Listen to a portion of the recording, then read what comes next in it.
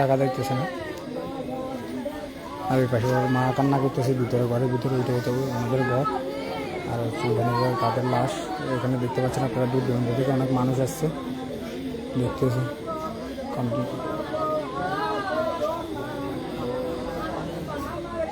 আরেকটা অ্যাক্সিডেন্ট করতে দেখি ঘর মনে হয় দেখেন সাধারণ। আরেকটা যে ওদের সাথে যে ছিল শাসকতে ওনাদের ঘর হইলে যে ওইটা, ও বর্তমানে চট্টগ্রামে আছে। চট্টগ্রামে আছে চিকিৎসাধীন অবস্থা। ওর অবস্থা এতটা ভালো না, আশঙ্কাজনক অবস্থা আছে। আর এখানে হচ্ছে যাই তারা দুজন তো চলে গেছে। যেমন বড় এখন এটা ছোট, এটা বড়টা, এই পাশেরটা বড়টা, এটা বিয়ে করছে না এখন। এটা তো বিয়ে করছে বাচ্চা একটা আছে। বিয়ে করছে মন নারা কেন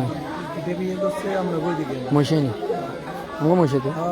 এটা আমাদের মহিষাতে বিয়ে করছে। আমি সেটি জানি না, তবে হইতে পারে। দেখতে পাচ্ছেন তারা দুইজন, কালকেও তারা দুই ভাই একসাথে ছিল, কিন্তু আজকে তারা দুই ভাই একসাথে আছে কিন্তু নিঃশ্বাসটুকু নাই, দেহটা পড়ে আছে, নিঃশ্বাস নেই। সিনজি সালাক আলাউদ্দিনের ছেলে না? হ্যাঁ সিনজি সালাক আলাউদ্দিন, অলন ভাইয়ের ছেলে, দুই ছেলে। ওনার তো ছেলে দুই দেখেন। আলাউদ্দিন ভাইয়ের ছেলে দুইজন, ওনার কোনো ছেলে নাই। আর দুইজনে ইনকাম করার মতো ছিল, তারা দুইজনে চলে গেছে। এটা ওনার ঘর, আপনারা দেখতে পাচ্ছেন। ঘরের অবস্থা দেখলেই বুঝতে পারবেন উনি আসলে কতটা নিরীহ মানুষ, এবং উনি একেবারে এতটা চালাক চতুর মানুষও না, খুবই সহজ সরল একজন মানুষ। দীর্ঘদিন যাবৎ উনি সিএনজি চালিয়ে ওনার পরিবার চালাচ্ছে। কিন্তু আজকে ওনার যে দুই সন্তান যে হারে আছে, এই দুই সন্তানের শোক হয়তো উনি সহজে বলতে পারবে না। আর এটা বলার মতো না যে কত বড় দুই সন্তান চলে গেছে। আমরা আসলে জানি না আমাদের মৃত্যু কীভাবে হবে। তারপরে বলবো সবাইকে যে কোনো গাড়িতে চলাচল করতে আপনারা সাবধানতা অবলম্বন করবেন, কারণ একটু দুর্ঘটনা সারা জীবনের কারণ। এই জন্য বলবো যারা মোটরসাইকেল চালান, আমি আসলে মোটরসাইকেল চালাইতে পারি না, আমার এটা শখ অনেক, কিন্তু আমার পরিচিত যারা চালান আমি তাদেরকে অনুরোধ করবো চালান, তবে আস্তে ধীরে চালাই। সময় হচ্ছে জীবনের মূল্য অনেক বেশি, কারণ আপনার মৃত্যু আপনার পরিবারের জন্য অপূরণীয় ক্ষতি। তাদের সারা জীবনে তাদের এই শোক সইতে হয়। তারা আপনার মা বাবা, তারা যতদিন বাঁচে থাকবে ততদিনে আপনার এই শোক সইতে পারবে না, তারা ততদিনে কান্না করবে।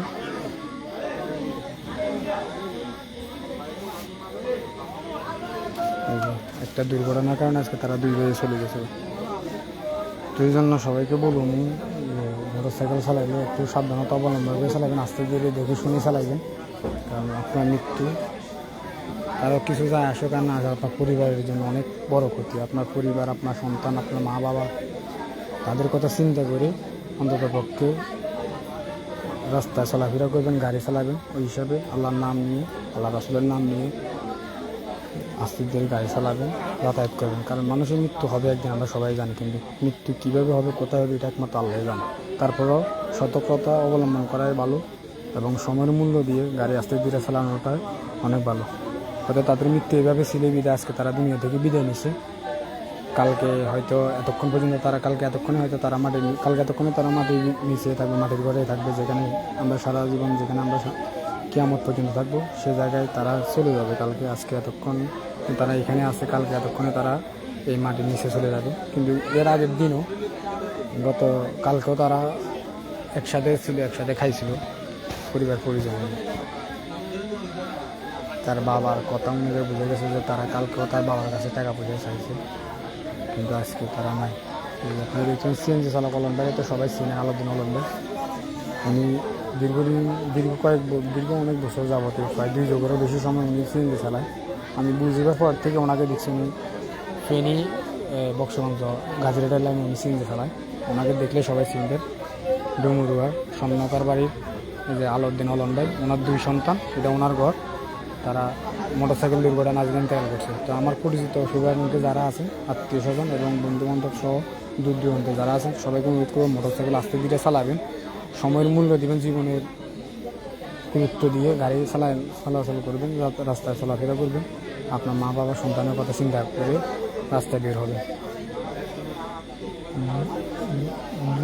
দূরের পথ হোক যার কাছের পথ হোক, আপনি গাড়ি আস্তে চালাবেন, এবং যেখানে আপনি 1 ঘন্টা সময় লাগে সেখানে প্রয়োজন আর 1 ঘন্টা বেশি নিয়ে তারপরে যাবে।